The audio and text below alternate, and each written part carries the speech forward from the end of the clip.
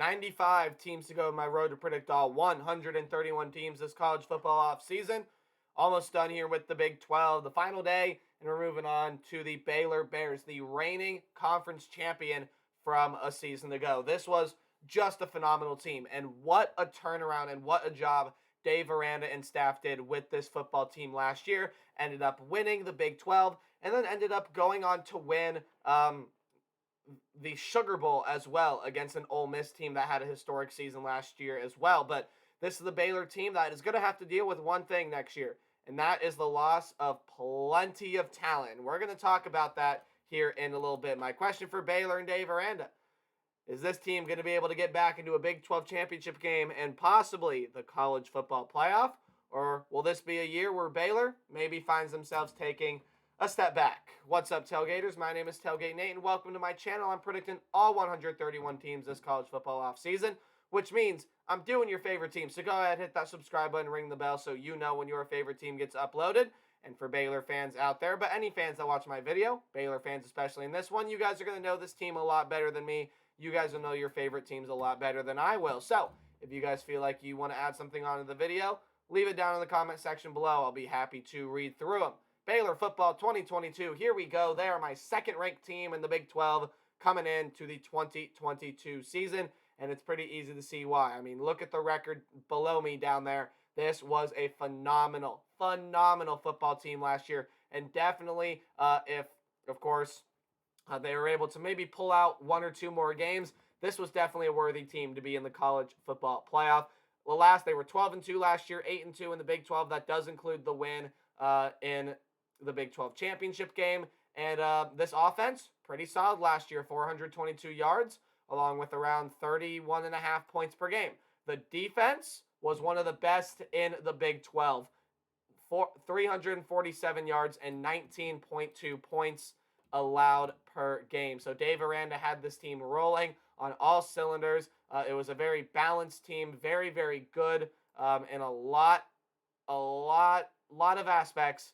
The one thing you probably want to see improve with this Baylor Bears team is their passing game, as they had more rush yards than passing yards per game last season. So, but again, what did I say about this Baylor team in the intro? This is the Baylor team that has to deal with a lot of talent loss, and I'm not quite sure of the returning production numbers off the top of my head or the rankings, but I'm going to say by just looking at the list, they may be one of the worst teams in returning production in 2022. I mean, look at all they're losing. Gary Bohannon, 2,200 yards, 18 touchdowns, 7 interceptions last year for Bohannon. Jacob Zeno also was transferred out of the program. And you lose your top two running backs. Abram Smith went nuts last year, 1,601 yards, 12 touchdowns. Treston Ebner had a solid season as well, 799 yards and 2 touchdowns for him last year. And then even Gary Bohannon was the third leading rusher on this team, 323 yards and 9 touchdowns on the ground for him. As well as the wide receiver room, you lose your 3 top targets. Tyquan Thornton, who had almost 1,000 yards and 10 touchdown catches last season, along with RJ Sneed and Drew Estrada, are gone off this team. That is a lot of talent to be losing for this Baylor Bears team, and it doesn't stop on the offensive end. You go to the defensive end, leading tackler and their sack leader as well, Terrell Bernard, gone, had 103 tackles, 7.5 sacks last year.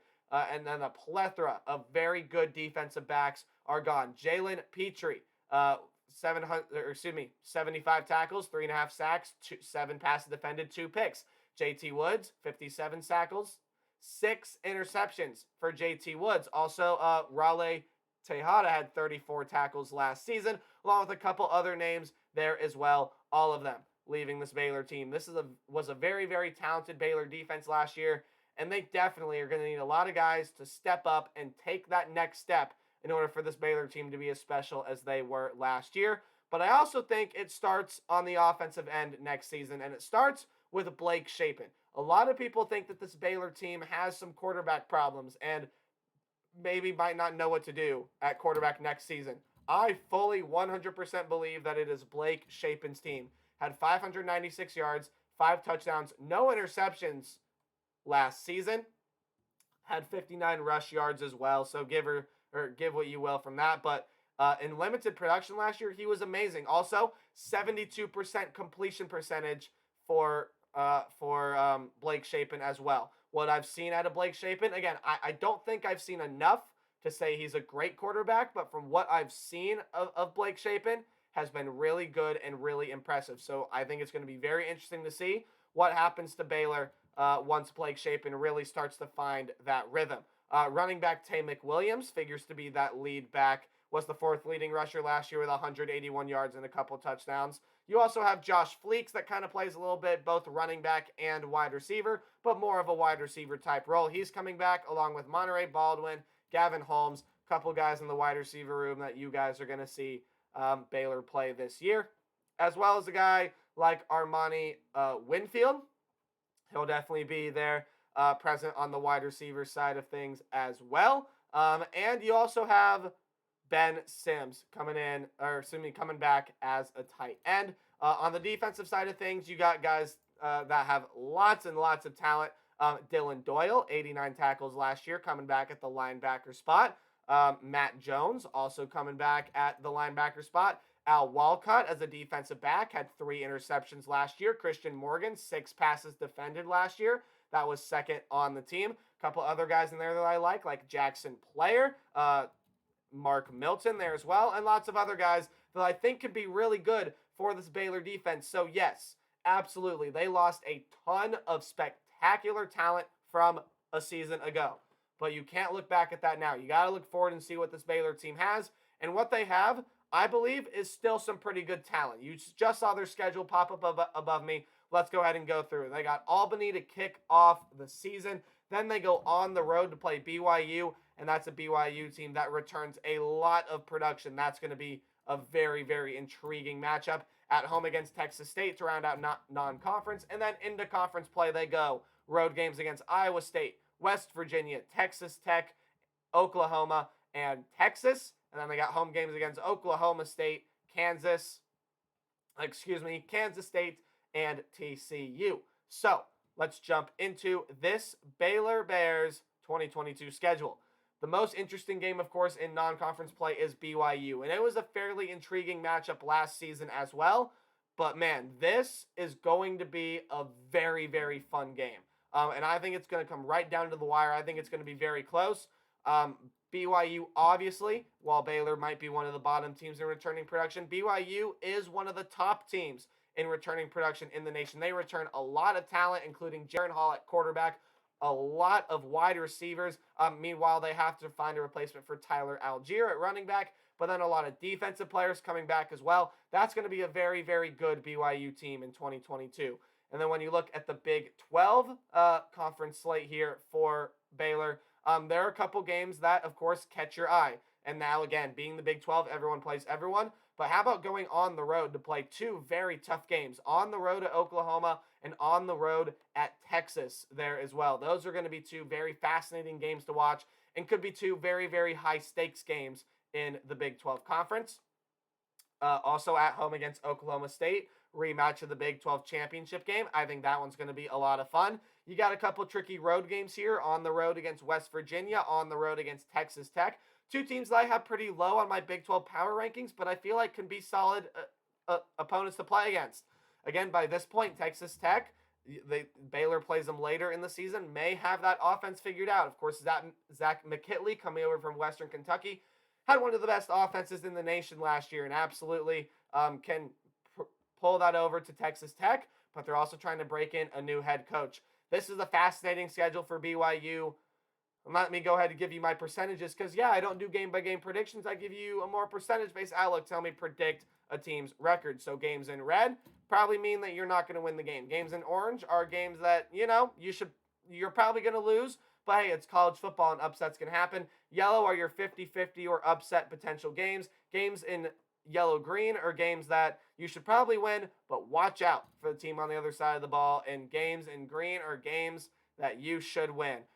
No games in red or orange. Well, there shouldn't be. In fact, that Oklahoma game should be in yellow because I really do think Baylor has a shot to beat that Oklahoma team. So I apologize, but imagine that Oklahoma game, that date is highlighted in yellow. Okay, But again, apart from that one mistake on my part, you see no red or orange here on this schedule. It is going to be a fascinating ride for the Baylor Bears. Again, on the road against Iowa State. That could be a tricky road game, but probably a rebuild and retool year for the Cyclones. Same kind of thing with West Virginia, kind of a prep year, springboarding into what may come in 2023. Same thing with Texas Tech when you go on the road to play there as well. But the two, again, most fascinating road games are on the road against Oklahoma, on the road against Texas. 2 games late in the season in November that could matter a lot when it comes down to who plays for a conference championship. Again, the game against Oklahoma State, I think is going to be a very interesting one there as well. A couple of home games late in the year against Kansas State and TCU, 2 teams that may very well be fighting for a spot in a bowl game. So I'd watch out for those teams down the line as well. But, and I talked about this in my Texas video that I uploaded yesterday. You should go check that out. The game that I am just constantly going back to over and over and over again for this Baylor team is the game at the end of the year against the Texas Longhorns, because very well I could see both of these teams rocking into that game with an 8-3 record, and the winner probably has a very good shot to go even get the top of the game, has a very, very in the Big 12 championship game, and probably does at the end of the year, right? If both these teams roll in there with an 8-3 record, they're around the same kind of record in conference play. The winner of that game very well may find themselves in the Big 12 championship game. And like I said with my Texas video, I feel like that's Baylor. I got the Bears going 9-3 in 2022. Look, I know the Bears lost a plethora of talent, but I'm still very high on this team. I believe in this Baylor Bears team. I believe in Dave Aranda, and I believe in the Big 12 championship and possibly even win the thing again next year, because if things work out, if Blake Shapen is everything I think he can be, which I think he can be a very, very good quarterback, and if all the talent fills their holes nicely, kind of fills in the gaps seamlessly, and maybe than usual, I think they're going to lose an early game to BYU while they're still trying to figure some stuff out. Again, that's a BYU team that has a lot of people that's played with each other before, while Baylor may still be trying to figure some of their kinks out. So I do see BYU losing that early season matchup, or excuse me, I do see Baylor losing that early season matchup to BYU. But otherwise, I think the sky's the limit for this team in terms of what they can do. Dave Aranda, I think, is one of the better head coaches now in the entire nation. And this is a Baylor Bear team that very well may be on their way to yet another Big 12 title. That's going to do it for my video on the Baylor Bears. Be sure you guys like, comment, subscribe, everything like that. Help support the channel any way you can. Let me know what you think Baylor's going to do in the comment section down below. And remember to play hard, but tailgate harder. I will see all of you guys in the next video. Goodbye.